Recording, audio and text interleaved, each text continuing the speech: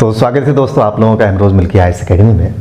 हम लोगों ने बॉटनी को कंटिन्यू किया हुआ है। फिजिक्स और केमिस्ट्री को हम लोगों ने एंड कर लिया है। लगभग 80 से ज़्यादा क्लासेस हैं। तो जिन लोगों ने ज्वाइन नहीं किया है वो फिजिक्स और केमिस्ट्री को भी ज्वाइन कर सकते हैं। बॉटनी में हम लोग अभी शैवाल पे डिस्कशन कर रहे हैं, यानी एल्गी पे हम लोगों का डिस्कशन चल रहा है और एल्गी के सेल स्ट्रक्चर पे हम लोगों का चर्चा चल रहा है पिछले लेक्चर से। पिछले लेक्चर में हम लोगों ने देखा एल्गी की कुछ चीज़ें हम लोगों ने देखा सेलवाल पढ़ने से पहले, फिर हम लोगों ने सेलवाल पे डिस्कशन को कंटिन्यू किया था और सेलवाल हम लोगों ने समझ ही लिया था। लेकिन सेलवाल पढ़ने के दौरान मैंने एक वर्ड इस्तेमाल किया था जीव द्रव्य का, जिसे इंग्लिश में प्रोटोप्लाज्म बोलते हैं। और मैंने बताया था कि दो ऐसे शैवाल हैं जिसमें एक का नाम है डेस्मिड्स और दूसरे का नाम है डायटम। ये ऐसे शैवाल हैं जिनकी कोशिका भित्ति दो भागों में बटी होती है, यानी इनका सेलवाल दो भागों में बटा होता है और इसमें छेद होता है। सेलवाल में इनके जगह जगह छेद होता है जिसे पिट कनेक्शन कहते हैं, गर्त संयोजन हिंदी में बोलते हैं इसे। और माना जाता है कि इस छिद्र के द्वारा जो कोशिका भित्ति है वो जीव द्रव्य से जुड़ी होती है। तो एक वर्ड हमने इस्तेमाल किया था जीव द्रव्य यानी प्रोटोप्लाज्म। तो हम लोग यहीं से शुरू करते हैं, प्रोटोप्लाज्म के बारे में समझ लेते हैं, फिर आगे हम लोग केंद्रक पे बढ़ेंगे ताकि वो चीज़ें आप पूरी तरीके से क्लियर हो जाए। तो मैंने बताया था कि डेस्मिड्स और डायटम, क्योंकि जो सेलवाल है वो दो भागों में बटी होती है। ध्यान रखिए, एक तो हो गया कि सेलवाल की दो परत होती है। सेलवाल एक ही है लेकिन उसकी परतें दो होती है, एक ऊपरी परत होता है, एक भीतरी परत होता है, अंदर की तरफ होता है। लेकिन जब कहा जाता है कि सेलवाल दो भागों में बटी होती है, इसका सीधा सा मतलब सेलवाल के बीच में जगह जगह गर्त पाया जाएगा और इसे बोलते हैं हम लोग पिट कनेक्शन। पिट कनेक्शन कहा जाता है। तो दो भागों में बटा होना, दो परत, समझ रहे हैं ना अंतर। सेलवाल दो भागों में बटा हुआ है, ये इसके दो परत होते हैं। तो दो शैवाल हैं जिनके सेलवाल दो भागों में बटा होता है, डेस्मिड्स और डायटम। नाम याद रखिएगा, डेस्मिड्स और डायटम। इनका जो सेलवाल है वो दो भागों में बटा होता है और बीच बीच में छेद होता है, छिद्र होता है, जिसे बोलते हैं पिट कनेक्शन बोला जाता है या गर्त संयोजन बोलते हैं। और इसी पिट कनेक्शन के माध्यम से जो सेलवाल है, पिट कनेक्शन के माध्यम से जो सेलवाल है अंदर के जीव द्रव्य से जुड़ा होता है। जीव द्रव्य से जुड़ा होता है। जीव द्रव्य किसी भी सेल के लिए बहुत ही इंपॉर्टेंट चीज होता है, बहुत ही महत्वपूर्ण चीज होता है। जीव द्रव्य को इंग्लिश में बोलते हैं प्रोटोप्लाज्म। क्या होता है जीव द्रव्य, उसका कार्य क्या है, यहीं पे लिख लीजिए, इसको समझ जाइए, पूरा आपका जो कॉन्सेप्ट है वो क्लियर हो जाता है। हेडिंग डाल लीजिए अगला, जीव द्रव्य। जीव द्रव्य जिसे बोलते हैं हम लोग प्रोटोप्लाज्म, जीव द्रव्य यानी प्रोटोप्लाज्म।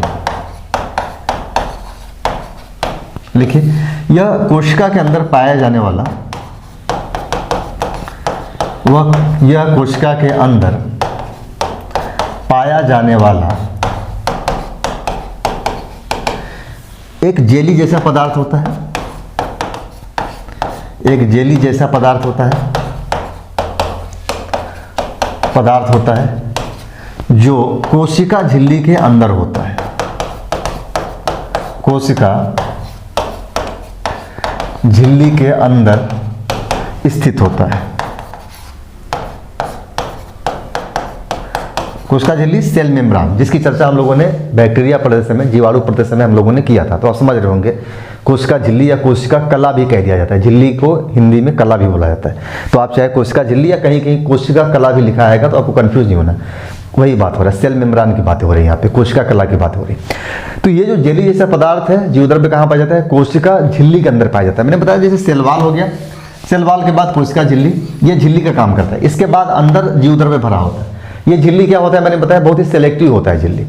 किस पदार्थ को अंदर आने देना है, किस पदार्थ को अंदर नहीं आने देना है, यही तय करता है झिल्ली। और किस पदार्थ को अंदर से बाहर जाने देना है, किसे बाहर नहीं जाने देना है, ये झिल्ली तय करता है। जैसे कोई रसायन होगा, हानिकारक रसायन अंदर अगर पैदा हो रहा है तो इसको बाहर कर देगा, बाहर से कुछ हानिकारक रसायन आ रहे हैं तो उसे रोकने की कोशिश करेगा। इसके बारे में हम लोगों ने बैक्टीरिया पढ़ते समय, जब बैक्टीरिया के सेल स्ट्रक्चर हम लोग डिस्कशन कर रहे थे, तो उस दौरान मैंने खूब अच्छे से इस पर डिस्कशन किया है। तो आप उस लेक्चर को याद करिएगा, या जिन लोगों ने नहीं देखा है वो लेक्चर जरूर देखिए। क्रम से आप सारे लेक्चर देख लीजिए। मैं अभी जितना भी पब्लिक जाएगा क्लासेस सब मैंने प्लेलिस्ट में डाल दिया है। सारे लेक्चर आप खोजेंगे तो 1 2 3 4 करके पूरा मिल जाएगा, जितना भी आपको लेक्चर मिल रहा है। तो वहां से आप प्रॉपर वे में एक नोट्स बनाते चलिए, तब आपको जब पढ़ेंगे नोट्स तो वो चीजें समझ में आएंगी। ऐसे पढ़ते चलेंगे तो आपके दिमाग में घुसेगा नोट्स के साथ। ऐसे सिर्फ लेक्चर देके काम चलाएंगे तो काम होने वाला नहीं। तो मैंने क्या बताया कि यह कोशिका झिल्ली के अंदर स्थित होता है और इसी में लिखिएगा, और कोशिका के सभी महत्वपूर्ण कार्य को संचालित करता है, संचालित करता है। ये बहुत महत्वपूर्ण होता है जीव द्रव्य, ध्यान रखिए। और जो जीव द्रव्य है वो दो पार्ट में होता है या दो भागों से मिलकर बनता है। तो लिखिए जीव द्रव्य दो भागों से मिलकर बनता है, दो भागों से मिलकर बनता है। कौन कौन से भाग मिलकर बनता है? पहला नंबर 1 उसको बोलते हैं हम लोग, एक होता है कोशिका द्रव्य। ध्यान रखिए जीव द्रव्य यहाँ लिखा जा रहा है कोशिका द्रव्य, इसे बोलते हैं इंग्लिश में साइटोप्लाज्म। ये क्रिया आसान होगा, साइटोप्लाज्म।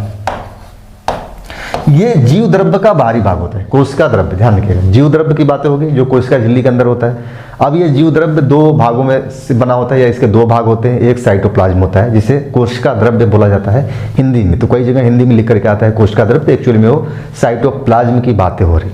हमको इन सब चीज़ों के बारे में भी हम लोग और भी आगे पढ़ेंगे, क्योंकि अभी हम लोग शैवालों के सेल स्ट्रक्चर पर डिस्कशन करें तो ये सारी चीज़ें मिलती ही मिलती हैं। शैवाल क्या है? एक यूकैरियोटिक सेल की बातें हो रही हैं, यहाँ पे प्रोकैरियोटिक सेल की बातें नहीं हो रही। तो जब हम लोग मानव के बारे में डिस्कशन करेंगे, जब मानव सेल पे हम लोग आगे अध्ययन करेंगे, तो आपको ये सारे शब्द वहाँ पे मिलेंगे, रिपीट होंगे, क्योंकि मानव सेल के अंदर भी यही सारी स्ट्रक्चर पाया जाता है, बस सेलवाल नहीं होता है। सेलवाल कहाँ पाया जाता है? वो प्लांट में पाया जाता है सेलवाल। तो जब हम लोग आगे और भी डिस्कशन करेंगे प्लांटों के बारे में, तो वहाँ भी पाएंगे कि सेलवाल जो है कि पौधों में पाया जाता है, पौधों की कोशिका में। मानव कोशिका में सेलवाल अनुपस्थित होता है, उपस्थित नहीं होता है। बाकी साइटोप्लाज्म, प्रोटोप्लाज्म है ना, न्यूक्लियस, डीएनए, ये सारी चीज़ें उपस्थित रहती है वहाँ पे। तो ये सारे टर्म्स आगे भी यूज होंगे, लेकिन यहाँ पे इसको समझते चलिए। अभी सेल वालों पे हम लोग पढ़ रहे हैं, फिर आगे कवक पढ़ेंगे, फिर लाइकिन पढ़ेंगे, उसके बाद प्लांट पढ़ेंगे। फिर जब आगे हम लोग आएंगे मानव स्ट्रक्चर पे, जब चर्चा होगी हम लोगों की मानव फिजियोलॉजी, ह्यूमन फिजियोलॉजी पे, तो वहाँ पे भी हम लोग डिस्कशन करेंगे। तो ये सारे टर्म्स आएंगे, आपको एकदम दिमाग में घुस जाना चाहिए। यहाँ से प्रश्न बार बार पूछता है, तो ये चीज़ें एकदम दिमाग में होना चाहिए। बहुत सारी चीज़ें ऐसी होनी चाहिए जिसके आप हैबिचुअल है, जिसके लिए आपको बहुत ज़्यादा मेहनत करने की जरूरत ना होगी, इसको रटना होगा। रटने वाली चीज़ें वो चीज़ें होनी चाहिए जो बहुत टफ चीज़ें हैं, जो कभी आप नहीं जानते हैं, नहीं सुने हैं, या जनरल यूजेज में नहीं होता है, उनको खूब पढ़िए। ये सारी चीज़ें ऐसे एक बार बार प्रश्न पूछा जाता है, आपको एकदम इसके लिए मतलब एकदम हलवा की तरह होना चाहिए आपके लिए, कि यहाँ से आएगा तो हम चुटकी बजा करके कर लेंगे। ध्यान रखिएगा। तो साइटोप्लाज्म कोशिका द्रव्य, थोड़ा इसके बारे में लिखिए। यह जीव द्रव्य का बाहरी भाग होता है, बाहरी भाग होता है। इसमें विभिन्न कोशिकांग पाए जाते हैं, कोशिकांग पाए जाते हैं। जैसे इसमें बहुत सारे कोशिका के अंग पाए जाते हैं, जैसे गाल्जी का है, राइबोसोम, माइटोकॉन्ड्रिया आदि, माइटोकॉन्ड्रिया आदि कर लीजिए। तो ये सारे अंग जो सेल के पार्ट हैं, अंग है, ऑर्गन है, वो पाए जाते हैं कहाँ पे? साइटोप्लाज्म में पाया जाता है, कोशिका द्रव्य में पाया जाता है। ये सारी चीज़ें जो हम लोग ह्यूमन वाला पढ़ेंगे, ह्यूमन फिजियोलॉजी, मानव के बारे में, तो वहाँ पे मैं बहुत सारे और भी चीज़ें डिटेल में बताऊंगा। यहाँ बस सवालों के बारे में पढ़ रहे हैं तो काम की चीज़ें मैं लिख दीजिए। ये समानतः एक जनरलाइज में प्रोटोप्लाज्म के बारे, साइटोप्लाज्म के बारे में बता रहा हूँ। जीव द्रव्य का इस्तेमाल आया तो इस वजह से जीव द्रव्य को यहीं पे आप समझ लीजिए, ताकि आपको फिर पन्ना पलटने की जरूरत ना हो। यहीं पर देख लीजिए कि जीव द्रव्य होता क्या है, कि समान तौर पे समझिए जीव द्रव्य की बातें हो रही हैं यहाँ पे। ठीक, एक भाग तो ये हो गया। दूसरा भाग है केंद्रक द्रव्य, न्यूक्लियोप्लाज्म इसे बोलते हैं, केंद्रक द्रव्य, न्यूक्लियोप्लाज्म, NUCLEO प्लाज्म, PLASM। ठीक है, न्यूक्लियोप्लाज्म ये क्या होता है? जब साइटोप्लाज्म जीव द्रव्य का बाहरी भाग है, तो न्यूक्लियोप्लाज्म जीव द्रव्य का आंतरिक भाग होगा। तो लिखिए यह जीव द्रव्य का आंतरिक भाग होता है, यह जीव द्रव्य का आंतरिक भाग होता है,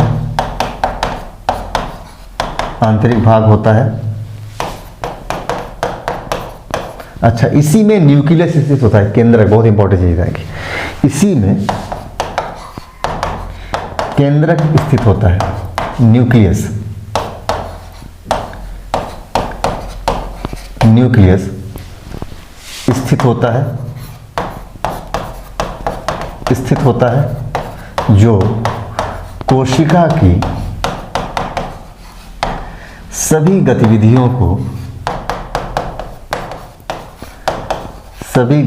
को नियंत्रित करता है, नियंत्रित करता है। तो आप समझिए, हम लोगों ने न्यूक्लियोप्लाज्म और साइटोप्लाज्म देखा, ये किसके पार्ट है? ये प्रोटोप्लाज्म का पार्ट है, जीव द्रव्य का भाग है। तो जीव द्रव्य की महत्ता आप समझिए। जब हम साइटोप्लाज्म की बात करते हैं तो इसमें राइबोसोम पाया जाता है जो प्रोटीन का संश्लेषण करता है, माइटोकॉन्ड्रिया जो ऊर्जा निर्माण करता है ऑक्सीजन को लेकर के, महत्वपूर्ण कार्य कर रहा है। किसमें हो रहा है? जीव द्रव्य में हो रहा है।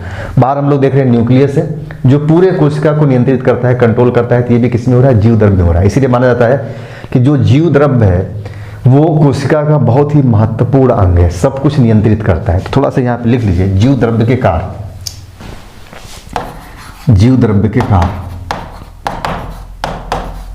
अब यहां आप समझ रहे हैं नियंत्रित होने से क्या मतलब है कि कोशिका की सभी गतिविधियों को नियंत्रित कर रहा है। तो कोशिका कौन कौन सी गतिविधि कर रही है, आप समझ पा रहे हैं? इसका मतलब कि कोशिका कौन कौन सी एक्टिविटीज कर रही है। जैसे मानो कोशिका की बात किया जाए तो हम लोग क्या है, कोशिका के बने हुए हैं।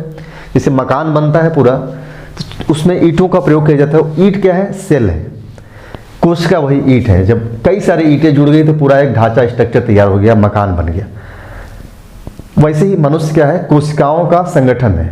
बहुत सारी जब कोशिकाएं मिलती हैं तो ऊतक बनता है। तो हम लोग क्या है? कोशिका से बना ऊतक, ऊतक से बना ऑर्गन, ऑर्गन से बन गया बॉडी। तो अंग बन गया, कोशिकाएं बनी, कोशिकाएं बनाई ऊतक में, ऊतक से बन गया अंग, और अंग से पूरा हम लोगों का एक शरीर स्ट्रक्चर बन गया। तो हमारे अंदर जो मेन काम कर रहा है, सेल कर रहे हैं, एक एक सेल कर रहा है। तो कोशिकाएं क्या क्या नियंत्रित कर रही है? जैसे हम सांस ले रहे हैं, किसके द्वारा कंट्रोल हो रहा है? कोशिकाओं में ही हो रहा है सांस। तो ये कंट्रोल हो रहा है किसके द्वारा? जीव द्रव्य, न्यूक्लियस के द्वारा। यहाँ पे किस में पाया जाता है न्यूक्लियस? जीव द्रव्य में पाया जाता है। तो जीव द्रव्य के द्वारा श्वसन पे नियंत्रण हो रहा है। कई सारे काम देख रहे हैं वहां पे। ऊर्जा, माइटोकॉन्ड्रिया ऊर्जा निर्माण कर रहा है, उसका कंट्रोल हो रहा है। तो यहाँ नियंत्रण का मतलब वही है, कई सारी जो गतिविधियां हमारी हैं वो सब कुछ नियंत्रित हो रही है किसके द्वारा? जीव द्रव्य के द्वारा नियंत्रित होती हैं। लेकिन जीव द्रव्य के दो पार्ट है, साइटोप्लाज्म और न्यूक्लियोप्लाज्म। तो दोनों मिलकर के अलग अलग कार्य संपादित करती हैं। एक्चुअल में ये दोनों जीव द्रव्य के ही हैं पार्ट। इस वजह से हम बोलते हैं कि ये जीव द्रव्य के द्वारा ये सारी चीजें नियंत्रित होती है। तो कोशिका का बहुत सारी चीजें किसके द्वारा नियंत्रित होती है? जीव द्रव्य के द्वारा नियंत्रित होती है। तो आप अंदाजा लगा सकते हैं कि जीव द्रव्य कितना इंपॉर्टेंट चीज है, कितना महत्वपूर्ण चीज है कोशिका के अंदर। तो नंबर 1 लिख लीजिए कि जीवन की महत्वपूर्ण प्रक्रियाओं का नियंत्रण करता है। जीवन की सभी महत्वपूर्ण क्रियाओं का नियंत्रण, क्रियाओं का नियंत्रण, जैसे श्वसन, पाचन, ये वाला पॉइंट यहां पे हमने लिख लिया कार्य। अब समझिए, ये चीजें अगर इतना आप समझ पा रहे हैं तो इसको यहां पे लिख सकते हैं। अब दूसरा कार्य आप लिख सकते हैं, राइबोसोम पाया जा रहा है किसमें? साइटोप्लाज्म में। तो क्या करता है? प्रोटीन का पाचन करता है, प्रोटीन संश्लेषण करता है। ये प्रश्न पूछा गया है, राइबोसोम का कार्य क्या होता है? मानव में भी, हमारे अंदर भी, हमारे सेल कोशिका में भी राइबोसोम पाया जाता है। तो वही प्रोटीन का पाचन करता है, तो प्रोटीन का संश्लेषण कर देता है यहाँ पे। तो दूसरा क्या हो जीव द्रव्य का? प्रोटीन का संश्लेषण, प्रोटीन का संश्लेषण। ठीक। तीसरा माइटोकॉन्ड्रिया पाया जा रहा है। तो माइटोकॉन्ड्रिया क्या करता है? ऊर्जा का उत्पादन करता है। तो वो भी किसके द्वारा हो रहा है? जीव द्रव्य में हो रहा है ऊर्जा का उत्पादन। तो लिख लीजिए ऊर्जा उत्पादन, ऊर्जा उत्पादन। अगर आप समझने के दृष्टिकोण से लिखना है तो यहाँ पे ब्रैकेट में लिख लीजिए माइटोकॉन्ड्रिया, माइटोकॉन्ड्रिया। यहाँ प्रोटीन का संश्लेषण कौन कर रहा है? राइबोसोम कर रहा है। तो यहाँ ब्रैकेट में लिख लीजिए राइबोसोम, ताकि आपको ये चीजें याद है। राइबोसोम। इसके अलावा पोषक तत्वों का परिवहन, पोषक तत्वों का परिवहन आदि कर लीजिए। इतना में आप पूरे जीव द्रव्य को समझ गए होंगे। प्रोटोप्लाज्म को अब बेहतर तरीके से समझ गए होंगे कि प्रोटोप्लाज्म हमारे लिए कितना इंपॉर्टेंट है, किसी भी जीव के लिए प्रोटोप्लाज्म कितना इंपॉर्टेंट है। क्लियर? अब हम लोग बढ़ते हैं अगले सेल स्ट्रक्चर में, अगले पार्ट पर। तो अगला जो होगा हम लोगों का दूसरा नंबर होगा। अभी हम लोग सेल वाल डिस्कशन कर रहे थे, अब डिस्कशन करेंगे केंद्र, न्यूक्लियस। न्यूक्लियस कहाँ स्थित होता है? अभी मैंने डिस्कशन किया कि न्यूक्लियस न्यूक्लियोप्लाज्म में स्थित होता है। न्यूक्लियोप्लाज्म किसका भाग है? जीव द्रव्य का भाग है। तो एक्चुअल में न्यूक्लियस कहाँ स्थित है? जीव द्रव्य में स्थित है। तो लिखिए यहाँ पे पैराग्राफ चेंज करके कि केंद्रक कोशिका के जीव द्रव्य में स्थित होता है, जीव द्रव्य में स्थित होता है। कमा लगा के लिखिए। साइनोफाइसी सदस्यों या शैवालों के संदर्भ में बेसिकली हम लोग लिख रहे हैं यहाँ पे। अभी ये कॉमन चीज़ चल रही है, जिसे जीव द्रव्य मैंने बताया वो हर जगह जहाँ भी जीव द्रव्य पाया जाएगा वही काम रहेगा उसका, चाहे शैवाल हो या और भी कोई प्लांट हो या मानव हो, चाहे हम पौधों में जीव द्रव्य की बात करेंगे, चाहे हम अपने अंदर मानवों के अंदर या बाकी जानवरों के अंदर, कोई भी जंतु के अंदर, एनिमल के अंदर बात करेंगे तो जीव द्रव्य का मतलब वही होगा, वही काम करेगा, वही चीज़ें होती है, वही सब कुछ कंट्रोल करता है। ठीक, तो शैवालों में भी जीव द्रव्य का काम वही है। अब कुछ ऐसे शैवाल हैं जिनमें जो केंद्रक है वो आद्य केंद्रक पाया जाता है। जैसे मैंने डिस्कशन किया था जीवाणु प्रतिशत में कि जीवाणुओं का केंद्रक क्या होता है, आद्य केंद्रक होता है। क्यों होता है मैंने वहां पर डिस्कशन किया था। तो साइनोफाइसी सदस्य आपको याद है, नीलहरित शैवाल जिसे बोलते हैं साइनोफाइसी शैवाल, और साइनोफाइसी नीलहरित शैवालों में कौन आता है, साइनोबैक्टीरिया आता है। तो साइनोबैक्टीरिया में कैसा केंद्रक पाया जाता है, आद्य केंद्रक पाया जाता है। ठीक, तो ध्यान रखिए साइनोफाइसी के सदस्यों में केंद्रक आद्य को बोलते हैं प्राइमेटिव बोला जाता है। आद्य प्रकार का होता है, आद्य प्रकार का होता है इसमें। अच्छा, आद्य प्रकार का कहने का मतलब ये है कि जो केंद्रक पाया जा रहा है, केंद्रक में कई सारी चीजें नहीं होती, जैसे केंद्रक रस नहीं होता, केंद्रक झिल्ली नहीं होता। तो ऐसे केंद्रक को प्राइमेटिव केंद्रक मतलब होता है कि केंद्रक का शुरुआती दौर है, जब विकास हो रहा था केंद्रक उस समय का है, जिसमें संपूर्ण चीजें बन करके नहीं आएगी। वो चीजें जैसे जीवाणु वगैरह में अभी भी देखा जाता है, जिसमें केंद्रक आद्य केंद्रक ही पाया जाता है, इसी वजह से उसको आद्य केंद्रक बोल देते हैं। बाकी के शैवालों में केंद्रक पूर्ण विकसित होता है। जब पूर्ण विकसित होगा तो उसमें केंद्रक रस होगा, केंद्रिका होगा, केंद्रक झिल्ली होगा, ये सब कुछ मौजूद होता है। ये पाया जाता है कि ये यूकैरियोटिक जो सेल्स हैं, जो कोशिकाएं हैं, उसमें हमें पूर्ण विकसित केंद्रक देखने को मिलता है। तो एक वर्ग है ये शैवालों का, ये प्रश्न यहाँ से पूछा जा सकता है, इंपॉर्टेंट भी है कि शैवालों में कौन सा ऐसा वर्ग है जिसका केंद्रक आद्य केंद्रक होता है। तो ये साइनोफाइसी वर्ग है। साइनोफाइसी वर्ग में नीलहरित शैवाल और बाकी और भी कई शैवाल आते हैं उसमें साइनोफाइसी वर्ग में, जिसे साइनोबैक्टीरिया भी बोल देते हैं हम लोग।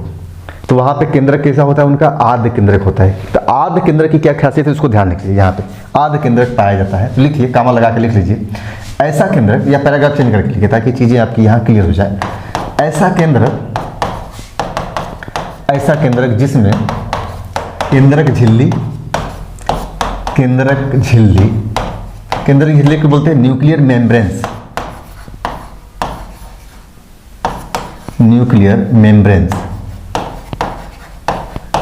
मेम्ब्रेन्स। फिर अच्छा ब्रैकेट बंद कीजिए, कमा लगाइए, केंद्रिका,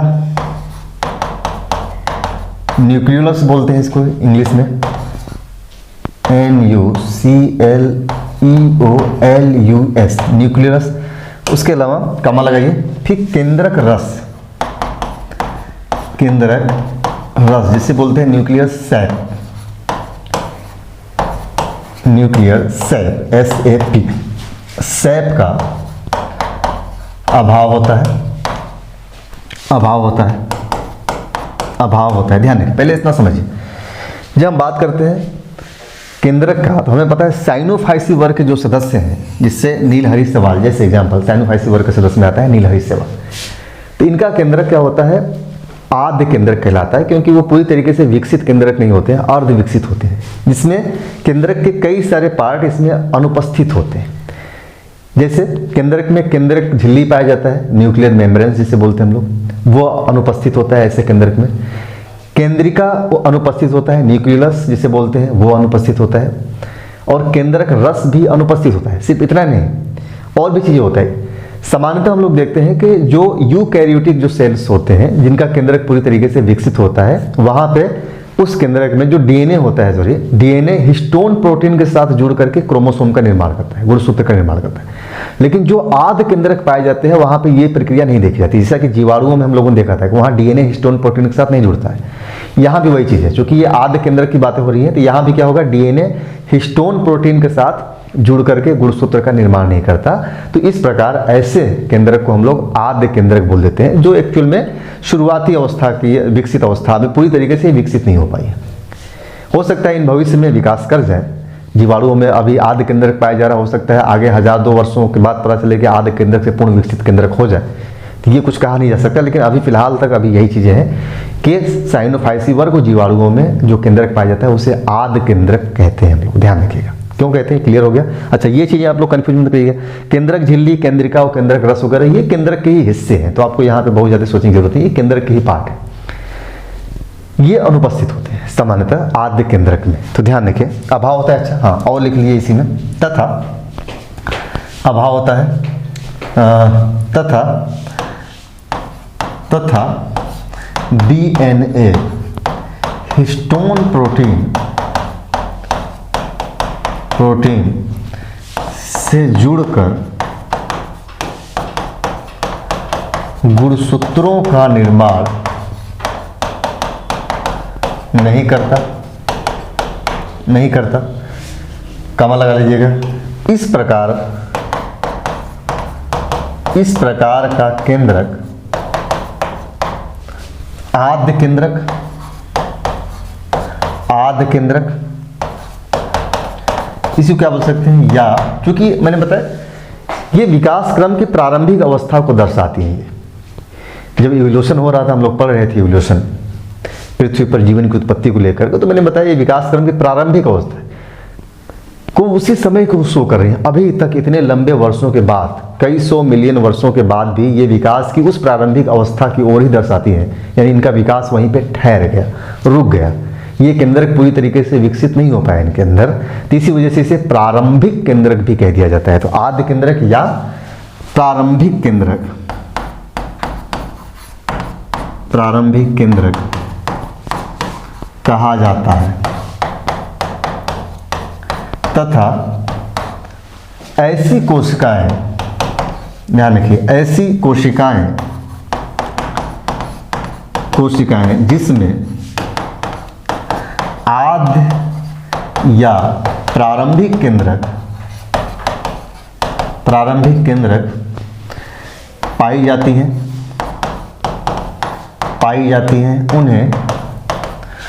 उन्हें प्रोकैरियोटिक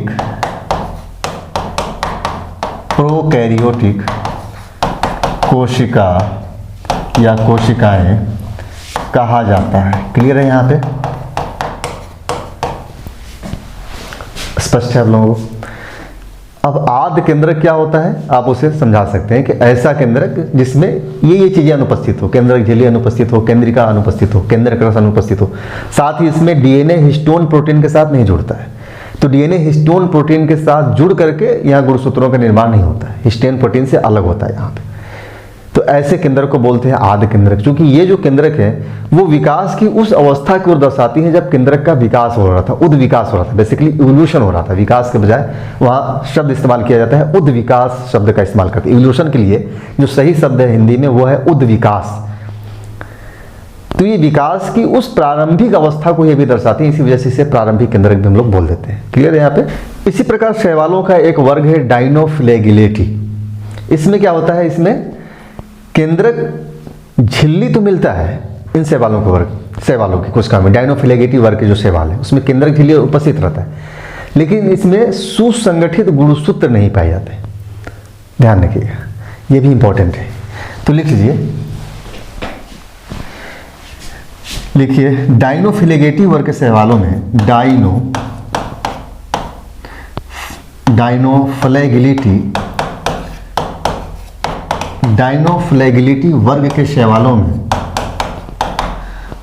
के शैवालों के केंद्रक में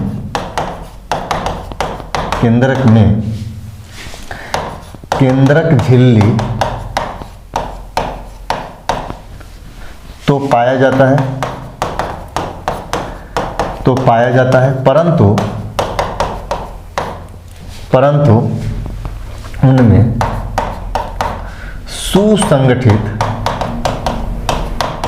सुसंगठित गुणसूत्र नहीं पाया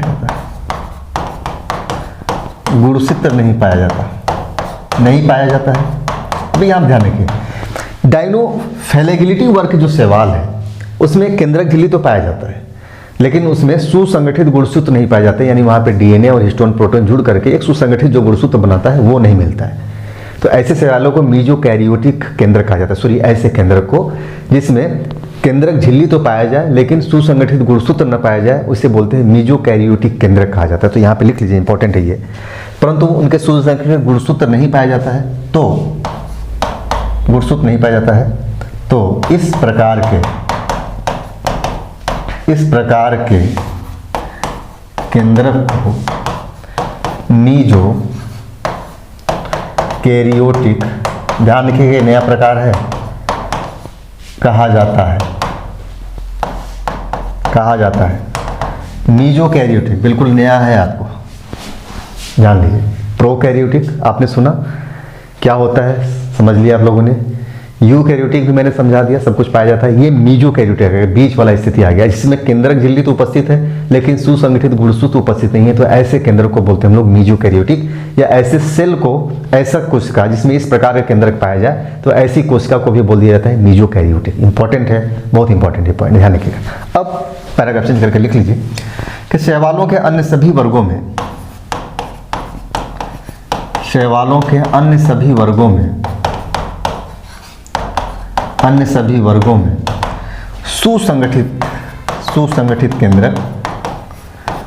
सुसंगठित केंद्रक पाया जाता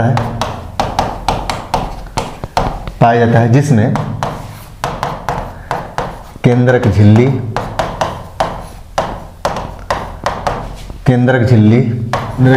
केंद्रिका, न्यूक्लियोलिस जिसे बोलते हैं, केंद्रक रस, हिस्टोन प्रोटीन तथा गुणसूत्र पाए जाते हैं, और इस प्रकार के कोशिकाओं को क्या बोलते हैं, यूकैरियोटिक बोलते हैं। यूकैरियोटिक कोशिका कहा जाता है, यूकैरियोटिक कोशिका कहा जाता है, ध्यान रखिएगा। यहाँ तक क्लियर हो गया। थोड़ा सा टेक्निकली थोड़ा सा चीज़ों को ध्यान रखेंगे आप लोग, ये थोड़ा टफ है, यूपीएससी में यहाँ से प्रश्न पुटअप किए गए हैं, पूछे गए हैं, इस वजह से मुझे थोड़ा डीप जा करके इन सब चीज़ों पर अध्ययन कराना पड़ रहा है। अदरवाइज इतना डीप जा करके कोई पढ़ाता नहीं है, लोग बस एक लाइन में लिखवाते हैं, वन लाइनर, और क्रॉस करते हैं, लेकिन उतना में आपको समझ में नहीं आएगा, मज़ा नहीं आएगा। और ये सब चीज़ें तो मीजोकैरियोटिक के बारे में तो बहुत मतलब चीज़ें आप पता करेंगे तो आपको लगेगा कि ये सब चीज़ें इतना डीप में जाना बड़ी मतलब कोई नहीं जाना चाहता, या कोई जाता नहीं या जा भी नहीं पाएगा। यहाँ तक चीज़ें क्लियर हो गया केंद्रक को लेकर के। अब प्रोकैरियोटिक, यूकैरियोटिक, मीजोकैरियोटिक तीनों चीज़ें क्लियर हो गया। शैवालों के संदर्भ में दो टर्म्स और यूज होते हैं, बहुत ही टेक्निकल ही है। दो टर्म्स क्या यूज होता है, तो पैराग्राफ चेंज करिए, मैं अभी लिखा रहा हूँ, लिखिए कई शैवाल कोशिकाएं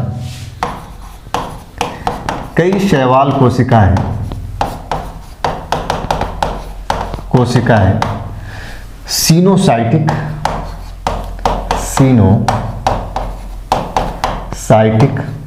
अभी सीनोसाइटिक की स्पेलिंग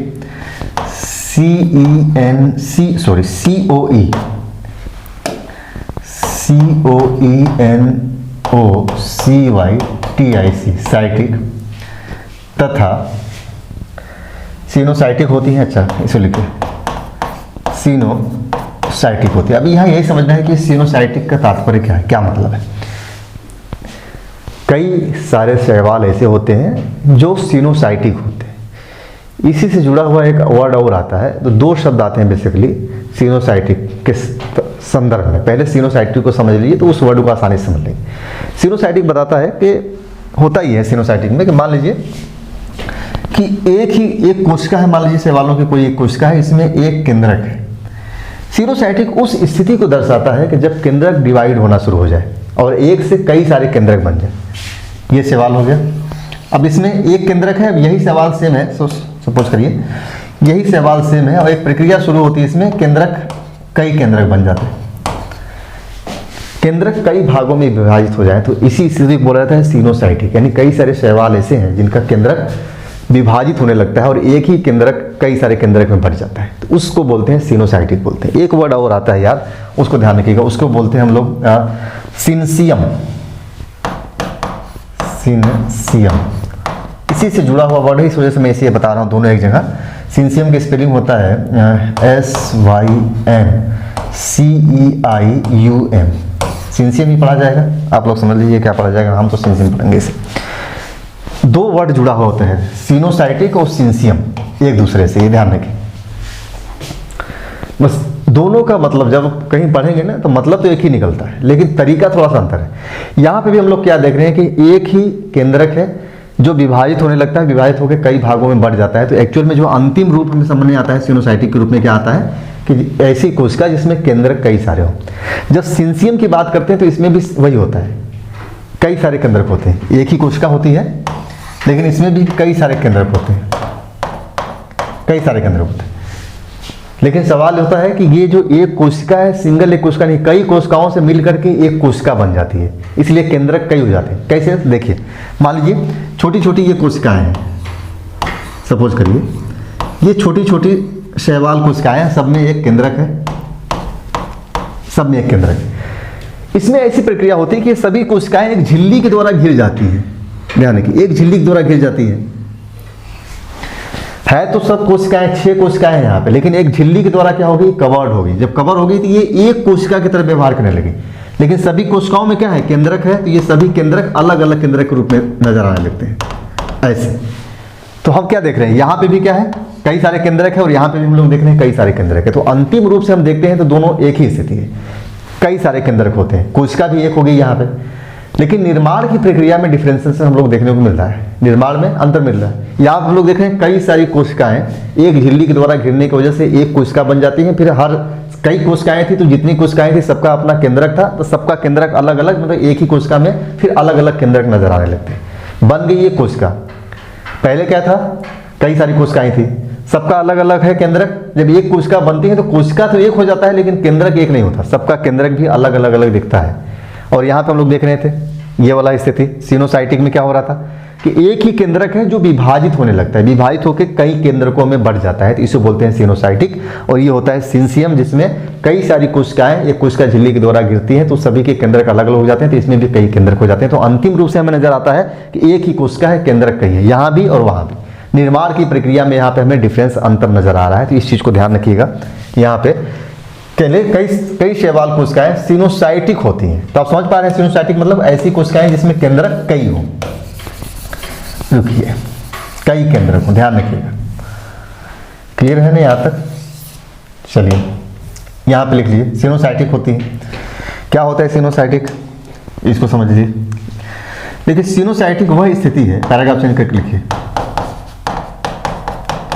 सिनोसाइटिक वह स्थिति है जब एक ही कोशिका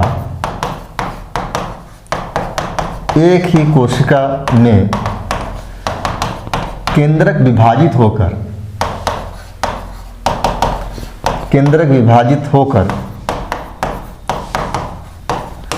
कई केंद्रक में बट जाए, ठीक, यहाँ कई केंद्रक में बढ़ जाए, इसको क्या बोलते हैं हम लोग, सिनोसाइटिक बोलते हैं। जिसमें आप दो चित्र बनाना हो तो ऐसे बना सकते हैं, एक सेल बनाइए, यहाँ पे 2 सेल बनाइए, दोनों सेल सेम ही है, ये भी ए है और ये भी ए है, लेकिन निर्माण की प्रक्रिया है, इसमें एक ही केंद्रक है, लेकिन आगे चल करके केंद्रक विभाजित होता है तो कई सारे केंद्रक हो जाते हैं। तो यहाँ देखेंगे इस स्थिति से इस स्थिति में पहुंचने की जो प्रक्रिया होती है उसे बोलते हैं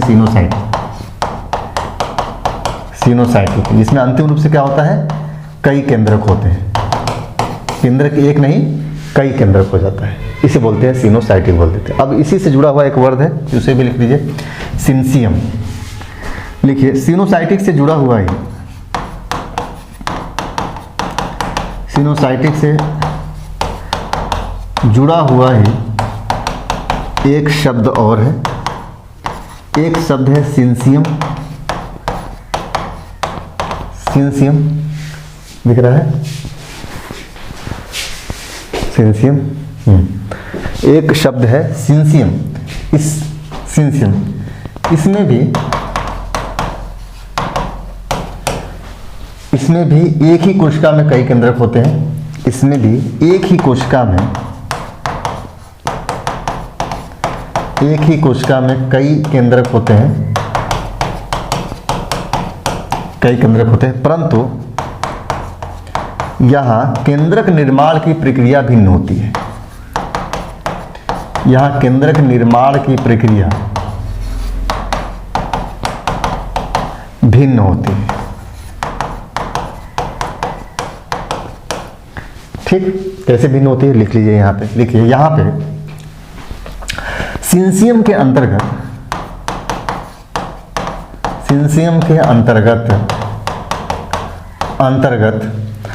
कई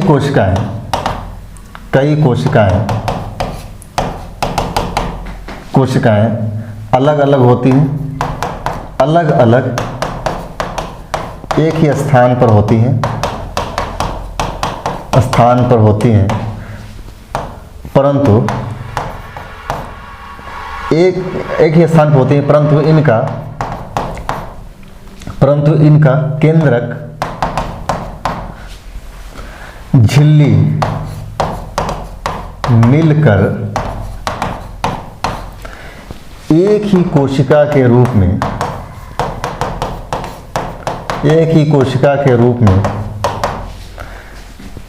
ढल जाती हैं,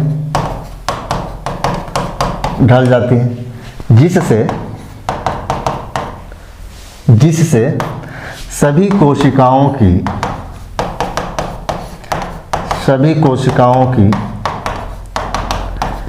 केंद्रक तो अलग अलग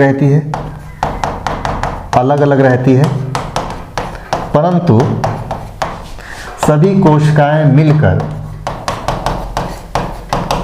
कोशिकाएं मिलकर एक कोशिका का रूप ले लेती हैं, एक ही कोशिका का रूप ले लेती हैं। इस प्रकार यहाँ कोशिका एक तथा केंद्रक अनेक हो जाते हैं। इस प्रकार यहाँ कोशिका एक तथा केंद्रक अनेक हो जाते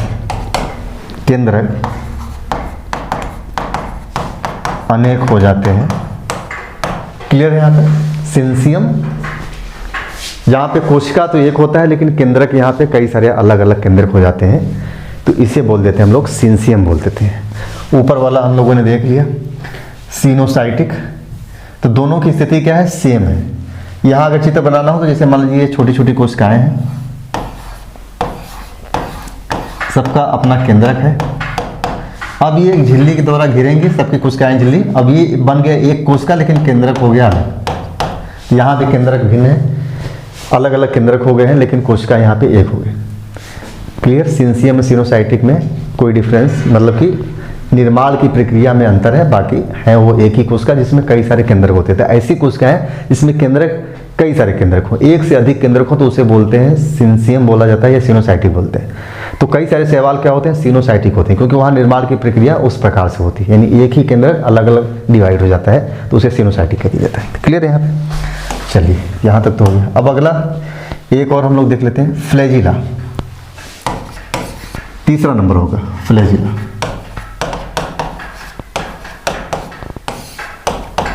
मैंने बताया था फ्लैजिला के बारे में, चर्चा किया था जीवाणु प्रदेश में।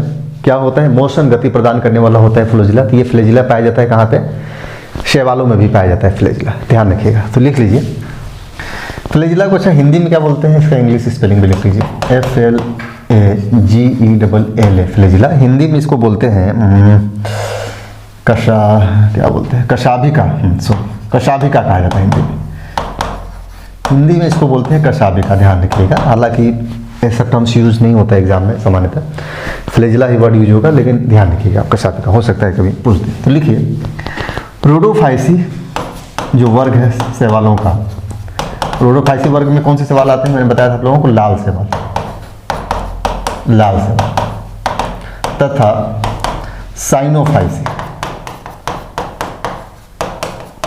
साइनोफाइसी में कौन आता है, नील हरित शैवाल, नील हरित शैवाल। रोडोफाइसी तथा साइनोफाइसी को छोड़ दिया जाए तो बाकी के सभी शैवालों में फ्लैजिला पाया जाता है, ध्यान रखिए। रोडोफाइसी तथा साइनोफाइसी शैवालों के अतिरिक्त, कैसे कर लीजिएगा, शैवालों के अतिरिक्त सभी वर्ग के शैवालों में फ्लैजिला पाया जाता है,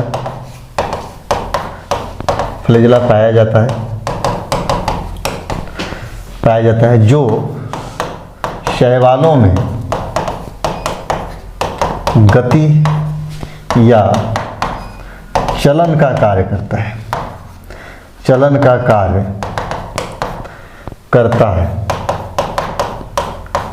ध्यान रखिए, प्रत्येक फ्लैजिला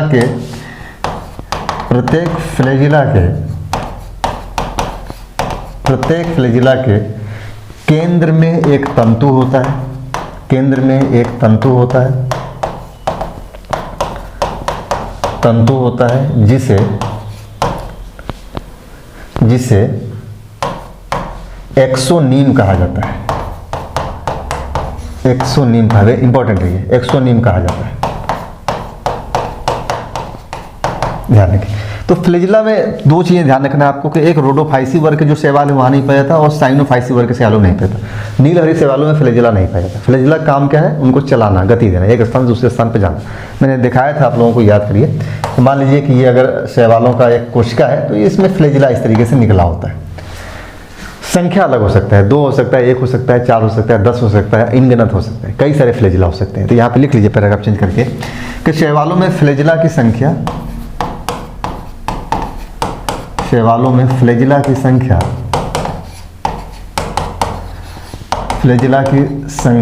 व पाए जाने वाले स्थानों में भिन्नता होती है। इसका मतलब समझ रहे हैं? इसका मतलब ये है कि जो शैवाल है उसमें जो फ्लैजिला पाया जा रहा है तो उनकी संख्या और स्थान अगले भाग में पाए जाएंगे शैवालों के, या मध्य भाग में, या दाएं बाएं कहाँ पाए जाएंगे, उसके स्थान अलग अलग होते हैं, भिन्नता होती। किसी शैवाल में 2, 4 पाया जाता है, किसी शैवाल में आगे की तरफ पाया जाता है, किसी शैवाल में थोड़ा सा बीच की तरफ, थोड़ा सा पीछे हट के पाया जाता है, किसी शैवाल में दाएं बाएं साइड में पाया जाता है। तो यही कहने का मतलब ये है, शैवालों में इस मामले में भिन्नता होती है, अलग अलग शैवालों में अलग तरीके से पाया जाता है। थोड़ा सा लिखिए पैराग्राफ चेंज करके। यूग्लिना में एक शैवाल होता है, एक फ्लैजिला होता है। यूग्लिना में एक फ्लैजिला होता है, एक फ्लैजिला होता है। वहीं यूलोथ्रिक्स में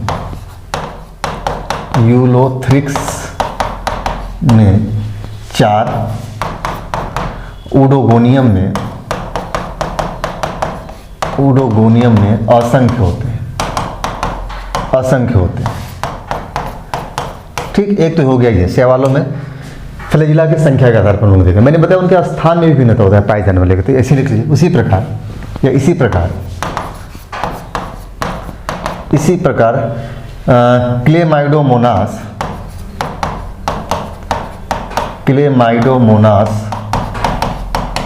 में फ्लैजिला आगे की ओर, इसको बोलते हैं आगे की ओर शब्द के लिए एक वर्ड इस्तेमाल किया जाता है इंग्लिश में, टर्मिनल। तो आप यहां लिख लीजिएगा टर्मिनल, आगे की ओर होता है। तथा ऊडोगोनियम में आगे से थोड़ा पीछे की ओर होता है, आगे से थोड़ा पीछे की ओर। इसके लिए इंग्लिश टर्म इस्तेमाल किया जाता है सब टर्मिनल।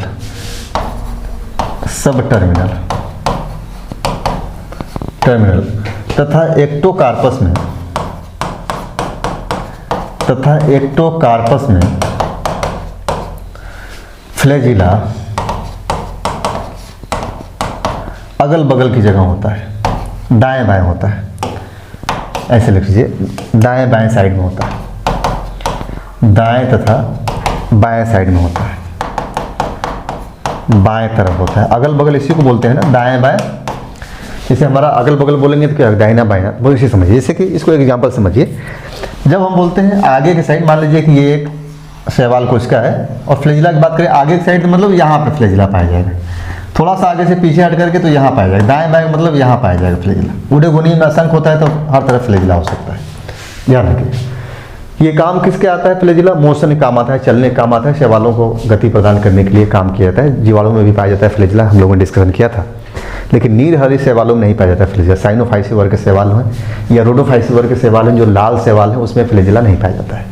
ठीक। अच्छा, 1916 में एक वैज्ञानिक थे जिन्होंने फ्लैजेला के आधार पर शैवालों को 3-4 कैटेगरी में बांटा था, डिवाइड किया था। वहाँ से भी प्रश्न यूपीएससी में पूछे गए हैं। तो उसे भी हम लोग लिखेंगे, लेकिन वो नेक्स्ट लेक्चर लिखा जाएगा। यहीं अभी छोड़ देते हैं, कैमरा भी धोखा दे रहा है, पता नहीं है, बार बार ब्लर हो जा रहा है। चलिए, तो हम लोग नेक्स्ट लेक्चर में फिर डिस्कशन करते हैं, मिलते हैं इसके आगे के। बाकी आप लोग देखते हैं।